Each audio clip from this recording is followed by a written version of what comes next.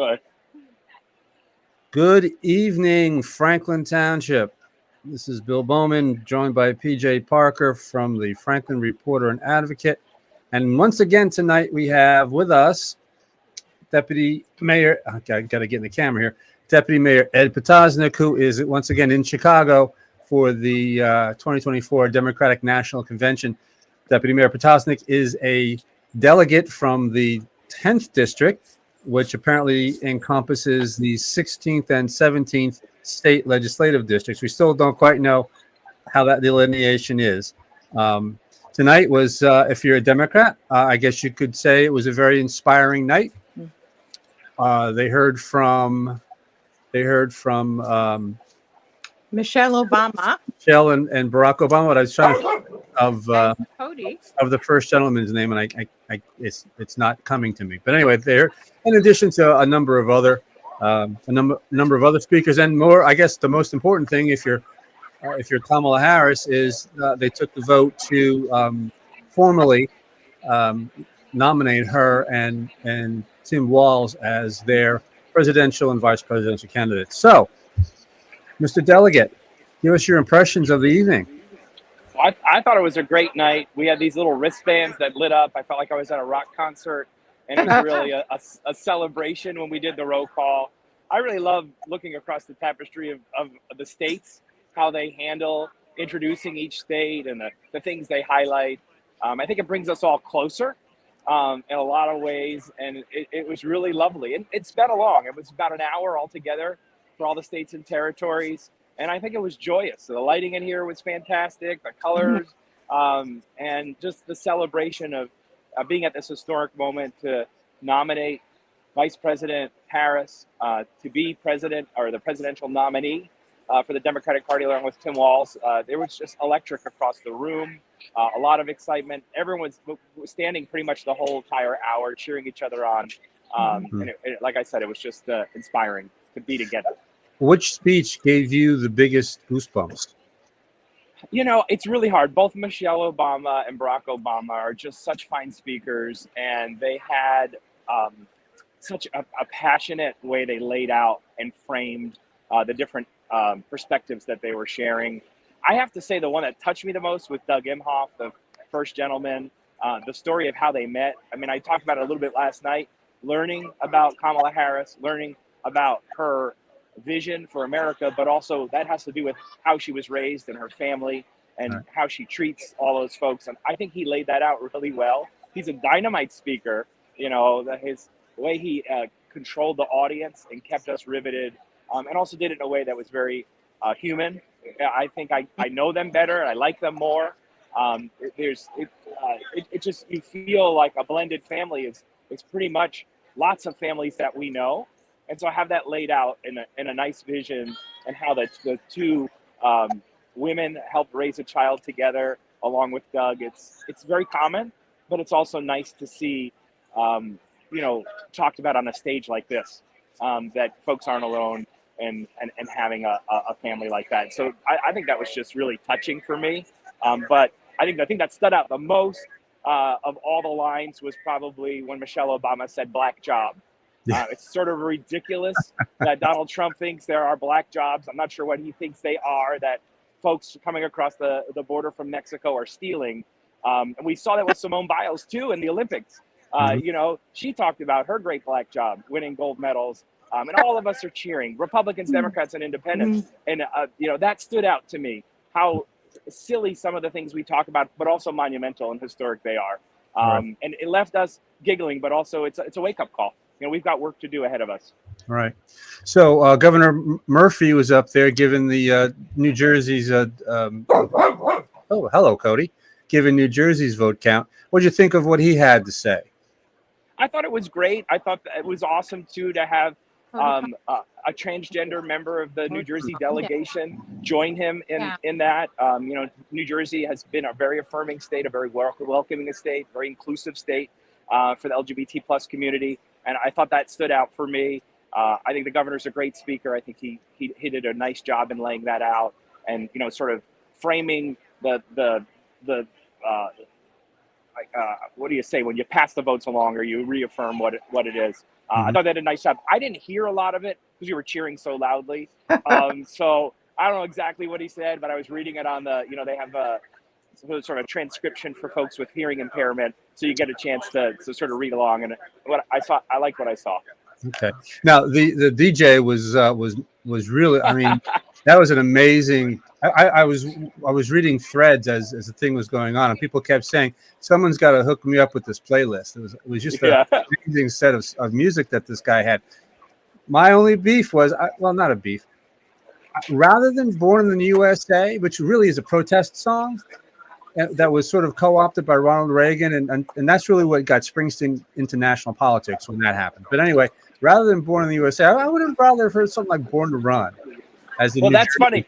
If you check out my Instagram reel, Rich, who is also a Franklin delegate, and I filmed a little reel where we started out in Franklin next to the Welcome to Franklin sign, and then we ended up at Wrigley Field like we were running and panting, and we used "Born to Run." So I'd have to agree with you on that one. I mean, that DJ was funny. We were saying, like, man, he needs extra pay. He has not stopped moving. He has kept us going on our feet. Yeah. It was really fun. It was like a party, and there's a lot to celebrate. Like I said, across the states, the difference, but coming together around one mission to elect Kamala Harris as our next president.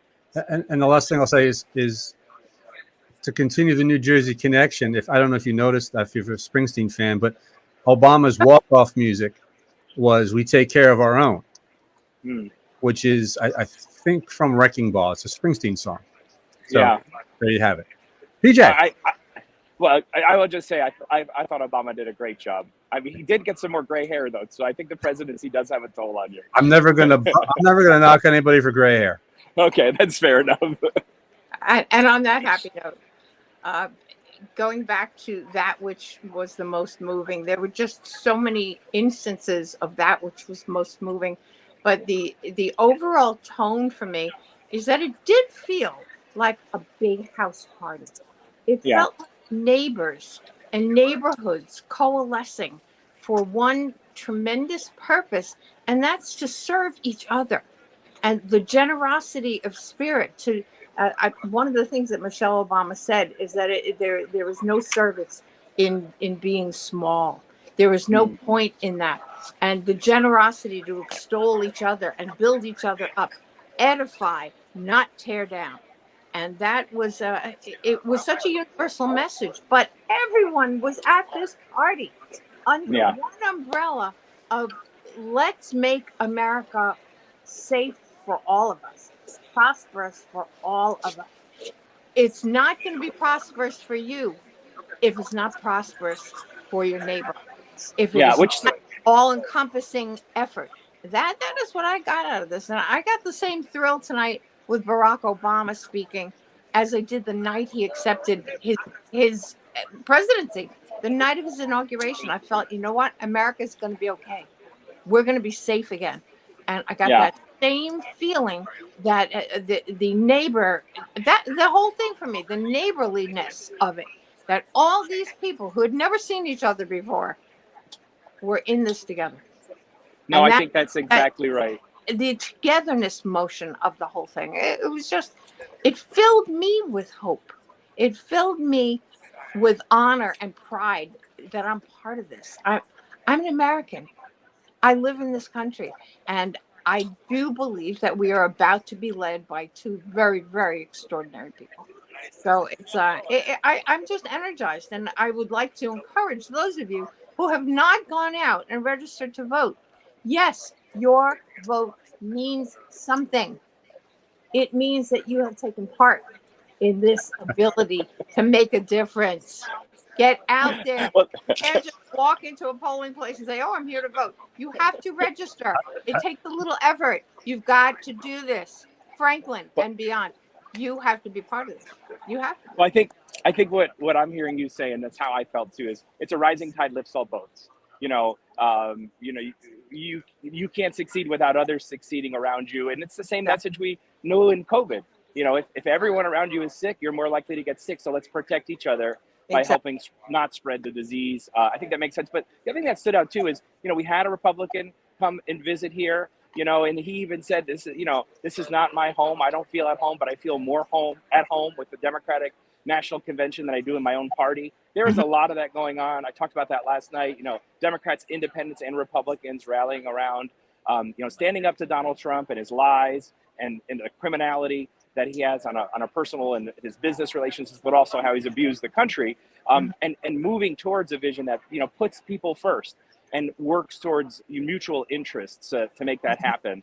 And that is about a whole host of freedoms that we need to enjoy, from the books we read to who we love to the choices we make about our medical care, particularly for women, and women's reproductive rights. And that stands out, to have that here. And then there was a billionaire that came up, and I don't know these folks' names, but they're not common to me. It was a governor, and he talked about what it means to be successful in business, which is something that is critical for all of us. We want to support businesses, but not in the way that the former president wants to, with big tax breaks to multi-billion-dollar companies, so they're not paying anything, and it's all falling on working families that are struggling to pay their bills, or fixed-income seniors.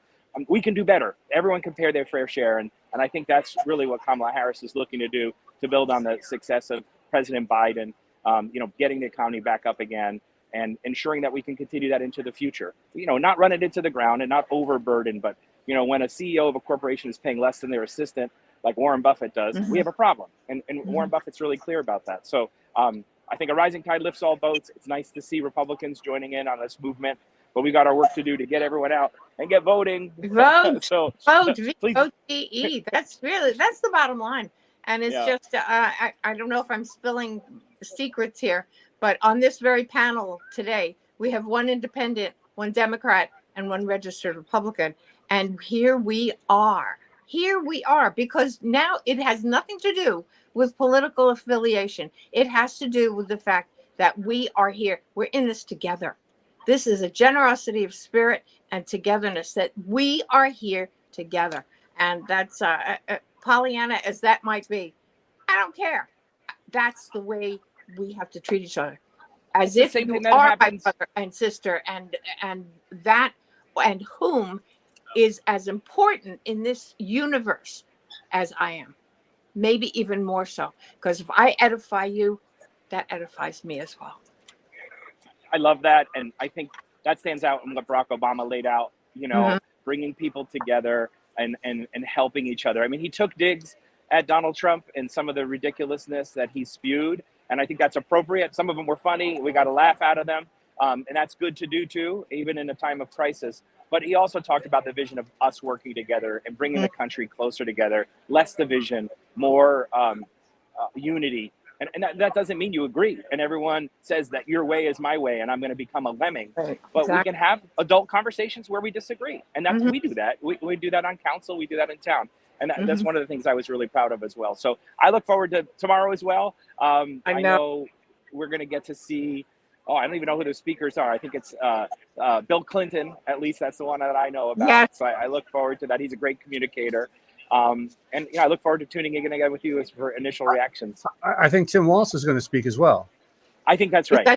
That's his night. He accepts the nomination. Yeah. So what did you learn today in your seminars and whatever you went to? I didn't go to a seminar today. I actually worked the morning shift. But what's funny, I mentioned it last night. I was really ginned up. I didn't go to bed till like 4 o'clock, not because I was out drinking or anything, but I just couldn't fall asleep. And then we got to get up early for our credentials. So I'm just going to get more tired and tired as it goes on. I'm not going to take any coffee. I want to sleep tonight and have myself ready for tomorrow. But tomorrow I'm going to be in the convention center. I have a bunch of caucuses that I'm going to go to, one including the environmental caucus. I had a chance for work to go to our reception. Andy Kim came, our future senator for New Jersey, I hope, with everyone's support. He talked about the Inflation Reduction Act, what we need to do to tackle climate change, clean up our air, protect our lands, more open spaces and parks. That was really fantastic. Schumer was there. It was just a really nice event. And then I raced over here because there's security lines and it takes a little bit of time to get into the convention center or the I don't know what this is, ice rink or multi-purpose sports venue called the United Center. But it was a pretty busy day. At least I did 3 different events, but no seminars. But tomorrow's seminars. I'll let you know how that goes. Okay. I think I'll be more inspired than educated, but you never know. Clinton, he's always a very inspiring speaker, I guess. Yeah. Not as dynamic as Barack Obama, though. A different kind of dynamic. I don't know that Clinton makes you want to stand up and cheer. He'll make you Yeah. think, and okay. But I think the Obamas were They were of Fantastic. the heart and of the fortitude I was together. I was expecting a Carnival Barker comment tonight, but we didn't get one of those. No. Okay. No, That's what hardly. Obama called Trump. He had a few funny lines though, I think, and hand gestures. So, Oh, the hand thing. The guy's Oh, that was funny. he's obsessed with crowd size. That well, you know what's really funny about it too is I think there was a little bit of a poke in the eye. I mean, the first night, Kamala, I just read it in the news that they didn't pick up on a tan suit. You know, that was the biggest controversy in 8 years of Obama. So that wasn't lost on anyone. And then tonight, not only do they have this massive event here with probably 24,000 people, much larger than the RNC, bigger ratings, 20% more, people watching this than the RNC, but they did it in two places simultaneously. So you add those crowds together, and I'm sure Trump's head is just exploding. And rightfully so, because it's a silly thing to be thinking about. There is more energy, I guarantee you, in this campaign, and the days ahead are going to show that in the weeks up until the election. But he started the fight, and they're just meeting him at that moment. Yeah. Two full arenas is incredible, and I was proud of that. Weren't Harris and Waltz in the same arena that the RNC held its convention? Is that what I heard? Maybe so. Yeah, in Wisconsin, sure. Yeah. In Milwaukee, sure. I think that's even funnier. They got a bigger crowd. Yeah, interesting. I think invariably the message of hope and togetherness, it was so overriding. And at one point, something was said about Trump, and the audience started to react negatively. And he said, "Don't boo, vote." Yeah. And there you have it. It doesn't make any difference. Okay, fine. Disparage the opponent. Don't disparage the opponent. Extol your own virtues. What I can do for you. When I speak with clients, the bottom line in anybody's judgment of anything that they're contemplating for themselves is what's in it for me. And what's in it for all of us is a better tomorrow. And the only way we're going to get there is if we're all on the same page, or at least agree to read the other's page. Well, I wish it was that easy, but I agree with the president, President Obama, that this is not going to be easy. It's going to be very close. Every vote's going to matter. Easy. This is not a put your feet up and just think it's going to happen, that the polls are going to magically become the results. Mm-hmm. Doesn't matter until you actually vote, and everyone needs to stand online until you get that chance and not get disparaged by whatever tricks people try to play. That is the reality. But I think we're going to keep, creating the momentum to get us across the finish line on election day with the same excitement and engagement. And we know they're going to throw mud. We know there's going to be something that they drop and some, crazy sort of story or distraction. But we just got to do the work and keep getting, like I said, that story out there. We got to step over the mud and just kind of absolutely. ignore that it's there and just wipe our feet off and move. Yeah. Hello, there's my boy. Hey. That's great. Well, we got a fourth participant in tonight's debrief. This is live, coming to you live, folks. This is not on videotape. He sees the reflection of the iPad on the ceiling, and he barks at the reflection of anything that reflects onto the ceiling, and he barks at he barks at airplanes. Or if a fly is buzzing in Kansas. I've never seen a dog bark at an airplane. He stands and looks up and barks at the airplanes. Yeah, he's very, very protective. He's a sweet little kid. He's just a sweet little kid. What would you say to the person who is on the fence about voting at all? That my vote's not going to make a difference? Well, I mean, you look at a really close races. I worked on a race in Atlantic Highlands. It came down to 5 votes. You look at Andrew Zwicker's race. When he was, fighting to replace Kip Bateman, who was a great environmentalist, came down to 70. Well, actually, his first assembly race came down to 78 votes out of, 10,000. It matters. In each electoral district, I think the former President Obama laid it out. 2 votes, in 100 electoral districts in Franklin Township, that adds up to 100 votes. And, that's a margin. It's still very close even for our town. You take that across lots of towns and it starts to add up. So, even if we hope it's not a vote margin, but it could be a vote per district. And so it's just really important for people to make sure they're taking this seriously and not feeling apathetic. I think with politics, it's really easy just to be underwhelmed or just frustrated or tune it out. And I get that part of it. It's hard to stay in it all the time, but it's important. You know, I think the local politics matter. I think the national politics are quite significant in this coming year. And we've got county elections and all the different pieces. And folks should know a lot about the candidates. And then, you know, make a plan to vote. A lot of easy ways to vote in New Jersey. You can vote by mail. You can do that in advance, like six weeks or so. You can also vote early in person, the 2 weeks before the election. And then, of course, you can vote on election day. And so there's no excuse not to vote. You just have to have the will and make a plan and make sure you are fulfilling that plan to make sure your vote is counted, because you know it matters. You know, not just at the federal level in the presidential race this year in New Jersey. And if you can help with the campaign to make phone calls or go over the border into the swing state of Pennsylvania, which I plan to do, those things matter too. Absolutely. Well, that's just it. Overcoming the apathy and the idea that, well, I'm only one person. It doesn't matter. Yeah. It doesn't matter because you're one person who's next to another person who's next to 20 more people. And exponentially, it sure does matter. So be proud of that vote. Yeah. We have a few viewers, and I just want to say, if you have a question or you want to make a comment, you do it in the comments, in the comment space on the Facebook page where you're watching this, and maybe the deputy mayor delegate can answer. We didn't have any questions last night, although we did get a lot of residual views during the day today. So Okay. People are interested.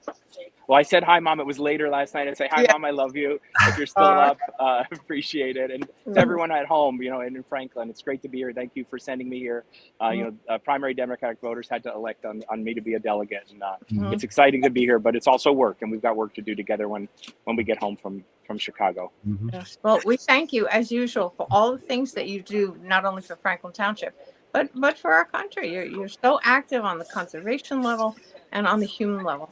That is just so important for your voice to continue to be heard, because you inspire others to do the same. And we appreciate it. Have you noticed? Is there a difference in the vibe last night than it was tonight, or is it pretty much steady state? You know, I think there was a lot more energy tonight. I think that the roll call may have used up some of the sucrose or glucose, whatever our body uses as that energy. And we took there was a little lull after with some of the speeches, but then all of a sudden, oh my gosh, here's Michelle Obama. Oh my God, you know, President Obama. And so I think that just, you know, got everyone's juices flowing again, and we were right back on track. But, you know, I think we're all getting a little bit more tired. These are long days. And they start early and they go pretty late. So, but I think it was probably more energetic. The room was more full. And it was harder to get a seat, all those things. The security lines were faster, et cetera. Yeah. Well, the fact that it's official now, she hasn't officially accepted, but her numbers are way over the top, and it's official. Kamala Harris is now our candidate, President of the United States. In all wonder and glory. It's an extraordinary moment. The Democrats' candidate. And speaking of that, there was a lot of talk during the primary season of when Biden was the presumed candidate of protest votes. People what were they doing? They were voting. They were voting for other. That's what they were voting other. Uncommitted, yeah. Uncommitted voting. And I noticed during the roll call, I may not have heard everybody, but I noticed that there weren't really a lot of present votes or abstain. I mean, like maybe 2 or 3. Yeah, it didn't amount to much. Yeah. It really did fizzle out. Was there anything on the floor? I mean, I saw something about yesterday where some folks unveiled a banner that said something about you know, end the war in Gaza or something like that. Yeah. But was there anything tonight like that? You know, I'm not really familiar with the rules and how they work, but it did not appear that it was a major factor in anything going on. And I think the folks that have been speaking out have been heard pretty clearly. You know, that they want to establish peace, they want to ceasefire. I think there's, you know, a sense to, you know, expedite that. I think President Biden has been doing a pretty good job in laying that out and working with Secretary Blinken in, you know, to make a deal happen. Both Israel and Hamas have sort of tentatively agreed to it, but it's just not coming to fruition, and more things are happening. I think people are feeling discouraged, and it's important to hear that. I think President Obama, when he spoke, he said it's important to listen and not just talk. Right, Exactly. Listen to people who disagree with you, or whichever perspective you have, and learn more. And I certainly think in Franklin we've been doing that. With the diverse community that we have. Sure. So, but I think there weren't very many votes. It wasn't a big piece of anything anyone was talking about or even noticing. So I honestly expected it to be more. Yeah. Were there lots of people protesting outside today? Do you know? You know what? Like I said, it's pretty standard to have that happen with the number that I've seen. There were people protesting Jim Jordan as speaker and just different stuff. I mean, people are out there doing all kinds of stuff. Someone was saying, don't eat meat. And I was wondering if they were giving out vegetarian food. Yeah. So there's just a lot of things happening, as you might expect with people expressing their First Amendment right of freedom of speech. So I saw some NPR reporting that I don't know how they verified it, but NPR is a pretty stable source, or other news organization, that Trump was calling Netanyahu and trying to encourage him not to enter into any deal.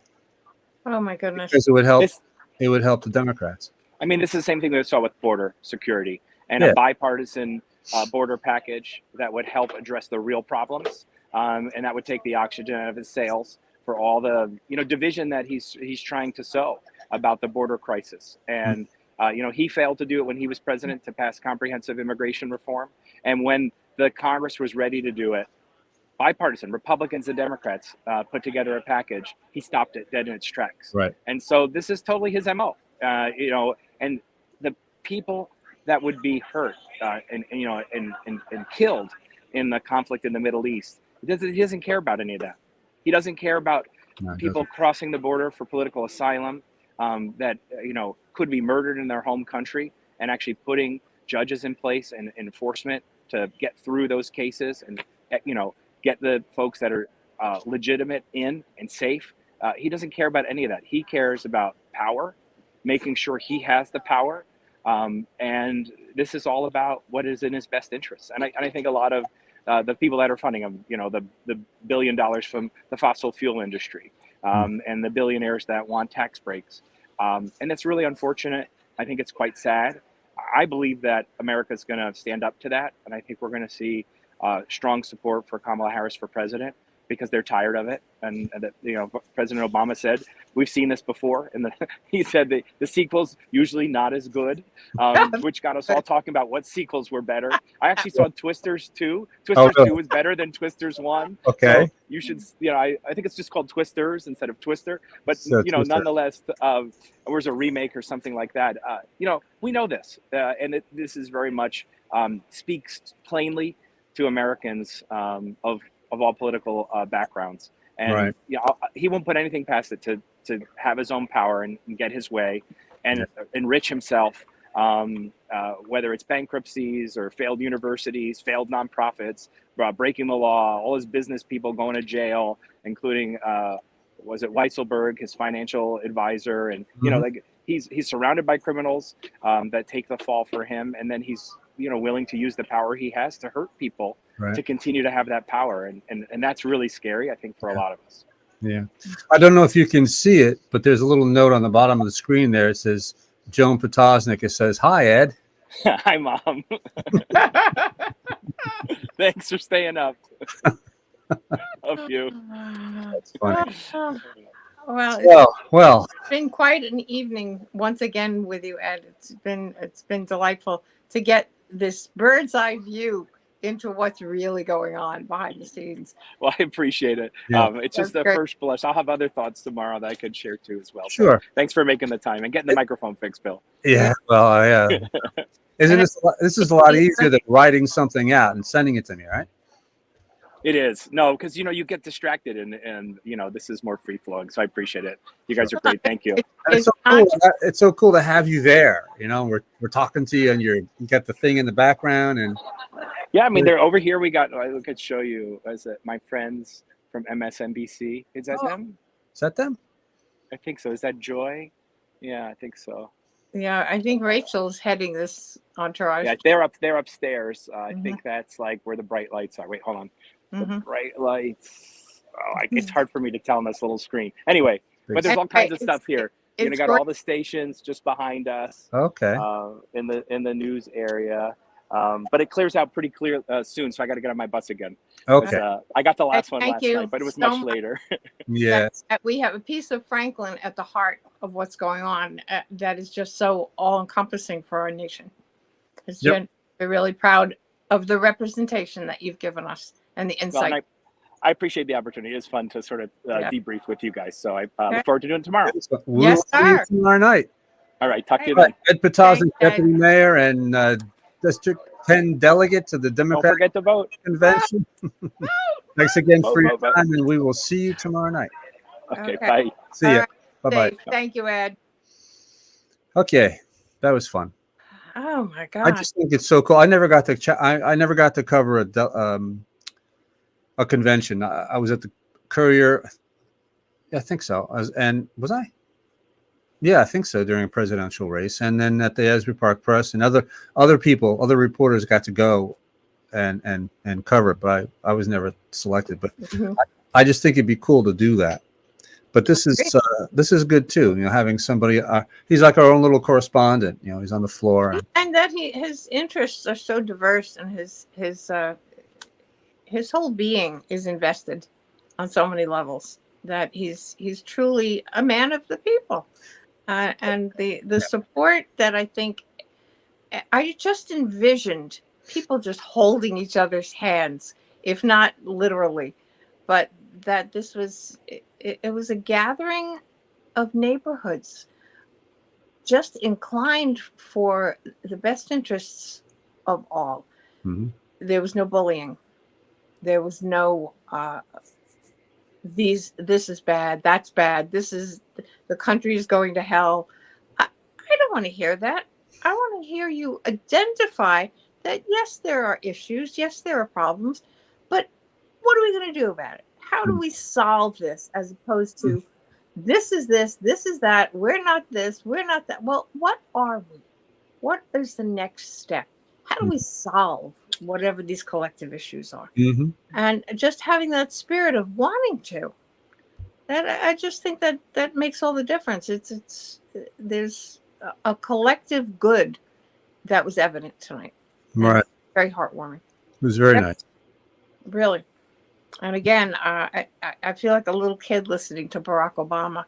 It just hails back to, I will never forget, sitting here in this very room, on this very floor, and thinking, wow, this man has the collective soul of the country in his hands, and he's never going to abuse it. And it was just so heartwarming. And if that's naive, I'm going to embrace that, because I think there's more out there for us to embrace than there is for us to vilify. So that's where I stand. And the fact, again, I'm a registered Republican. My grandparents were very staunch Republicans. My parents were not. But I honored how they felt on several levels, none of which I'm going to go into detail about at the moment. But you're an independent. Ed's a Democrat. And here we are sharing the stage and having this conversation, as are thousands of people all over this country who have differing views. Well, you know what? Our differences is what makes us collectively stronger. The appreciation of those differences and the honoring of them. So again, I just feel very energized and hopeful that this is a brand new start. Yep. It's very exciting. It's very exciting. Not even the fact that we're dealing with potentially the first woman to be president, but the first multicolored woman to be president. Multicultural. Multiracial background, cultured woman, that she truly represents what this country is all about. And it's very exciting. It's just very exciting. Our time has come. Strength through diversity, as we used to say in college. True. It's exactly true. And Franklin, you know that you live here. You know the level of diversity that we are blessed to enjoy here. And I know that I personally have grown tremendously from the observation and the melding of so many different cultures that we are fortunate enough to be a party of. So I'm excited. I'm excited, and I feel a sense of peace that I haven't felt in a number of years on a political level. And sure, it's not perfect. It's never going to be perfect, and everybody's perception of perfect is not the same. But let's at least get on a similar page where we realize the collective good and the significance and the importance of that. It's the collective good. It's not just what about me, it's what about us. So that's my treatise for the evening. My puppy has finally calmed down a little bit, which is a good thing. So, yeah, he calms down when everything's over. He just I don't know what he was all upset about, but because there was nothing really happening. He literally will just imagine something sometimes, and must be protected. you know what? He just wanted to get on camera. Yeah, that was it. Cody, you want to get on camera? Huh? No, we're going to leave you your little. Come here. You want to show your pretty little face? That little face. That's my Cody. Here's Cody. Did you register to vote yet? You go pull the little lever. Mommy.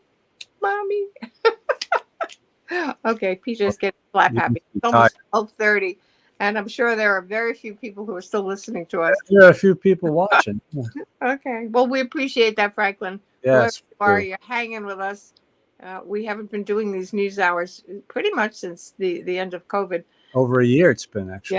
Yeah, exactly. And we've gotten a lot of nice feedback that this is another forum for you to participate in. Even if you're watching, you don't have to speak, but you're watching, you're paying attention. And if you have any ideas of things that you'd like us to explore, please. Bill is at editor@franklinreporter.com. I am ads at franklinreporter.com. If there's an idea and a topic that you'd like to explore, and you have an idea as to how to explore it or how to be a part of it, please, we are so open to that.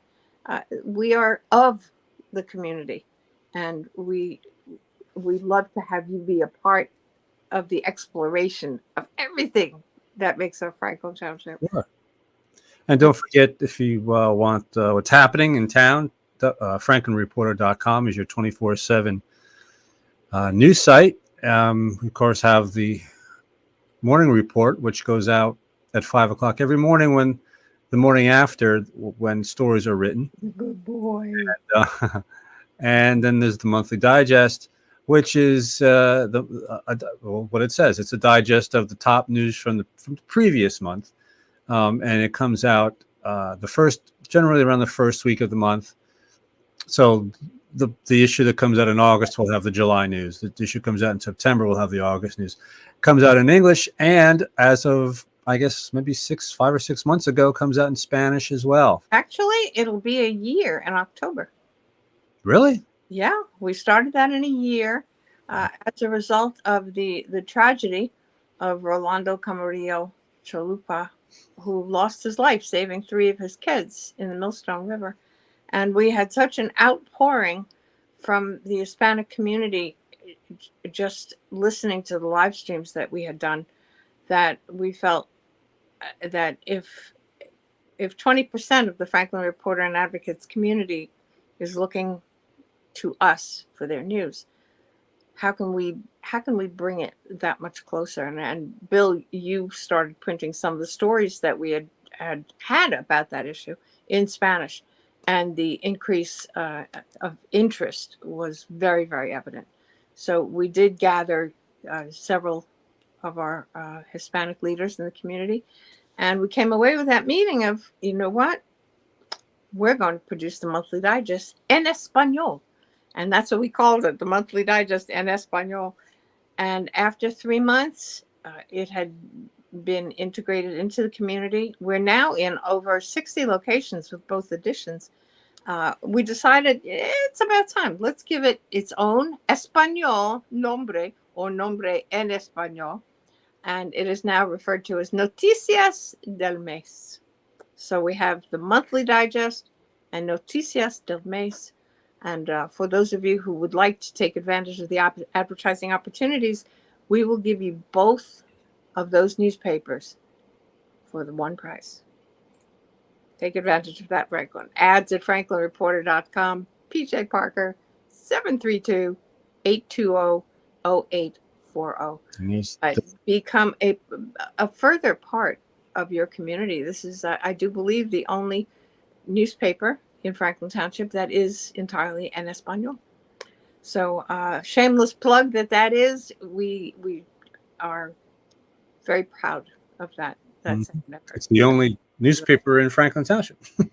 Well, that too, but also in Franklin Township, that it's become evident that we are more diverse than we appreciated. Yes, and for those of you who do the social media thing, as you know, we're on Facebook at Franklin Reporter. You are probably watching this right now there. If not, you're probably watching it on our YouTube channel, which is just the Franklin Reporter /videos on YouTube.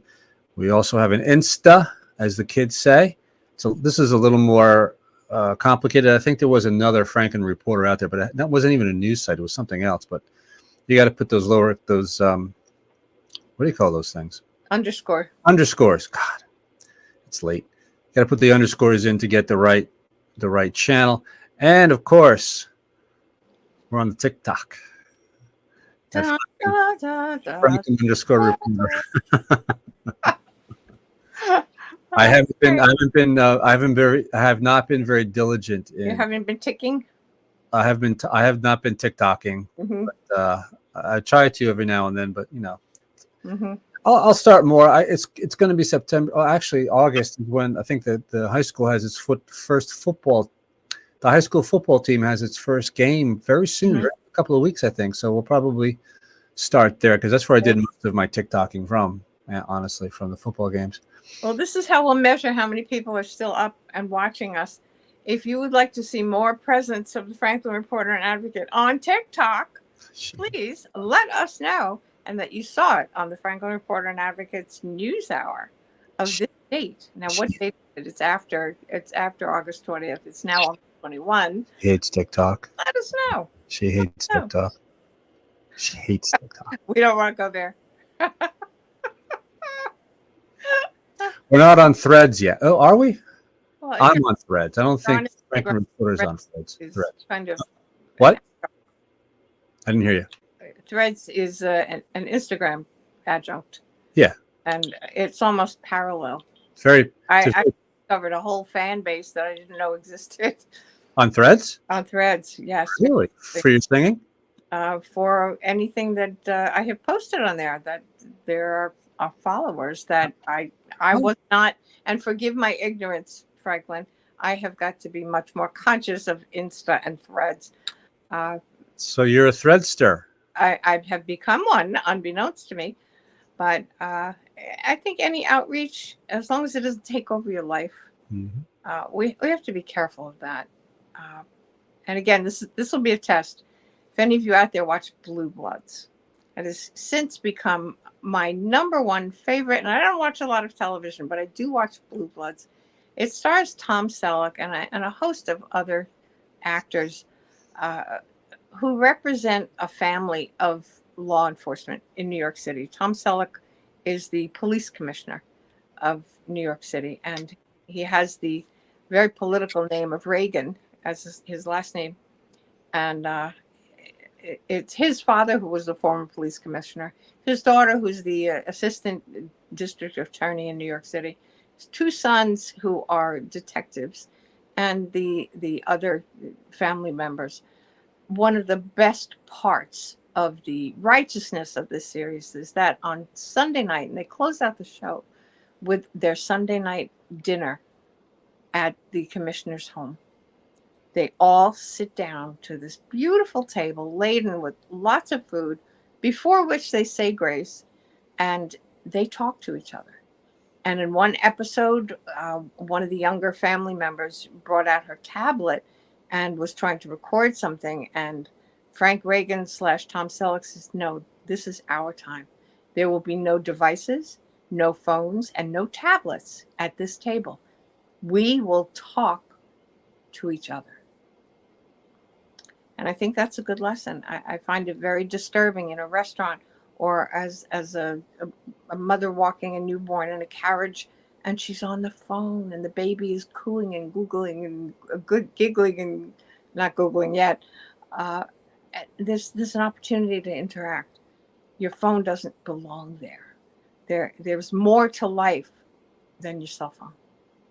I hope we can learn that and start interacting with each other, paying attention to each other again. And I think that segueing back to what happened tonight at this convention and what continues to happen, I didn't see any cell phones out. I saw cheering. I saw people congratulating each other. I saw smiles. I saw holding hands and arms around each other's shoulders and cheers. I didn't see one cell phone. Time to get back to each other and pay attention. Okay. Considering a lot of people watching this on their cell phone, but the difference is not the cell phone as communication. It's cell phone as escape and avoidance for interaction. yeah, That's where I have the issue.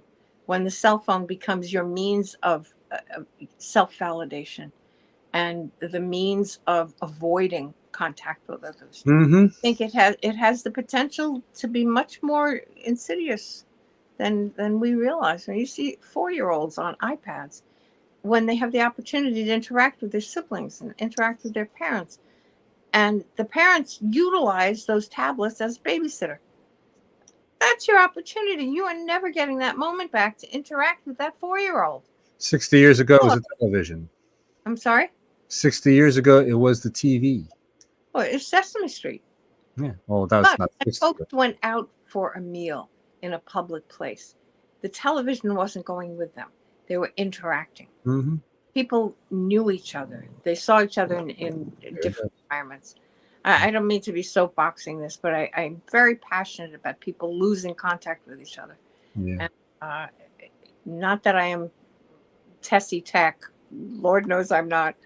I appreciate it. I appreciate the expediency and the value, but I do not appreciate its replacing of human interaction. And I'd love to see more people thinking about it on a level similar to that. But I'd rather speak to you than text you. Right. Speaking of losing communication, I think that we should wrap it up. Yes, we have been wrapping it up. This is going to be a testament to see how many people protest what I just said. I don't think anyone's going to protest. But anyway. Unless anyone think that I am imbibing, this is actually sparkling water. Sure it is. I love a pretty little glass. It's a very pretty glass. Isn't that a pretty glass? So we want to thank Deputy Mayor Potosnak again for coming on. And he's going to be on for the next 2 nights. The Wednesday and Thursday edition will be also live from Chicago, from wherever the venue is. I don't even know the name of the venue in Chicago where the Democratic National Convention is being held, but he'll be live from there. And hopefully we'll come up with some other, or maybe suggestions. We'll come up with some other topics for future news hours. That would be fun because I like doing this. So anyway, I'm Bill Bowman, the editor of the Franklin Reporter. And I am PJ Parker saying cheers. Cheers, and Franklin, stay safe. And we will see you, or you will see us tomorrow night. That's right. See ya. Franklin, we'll be back.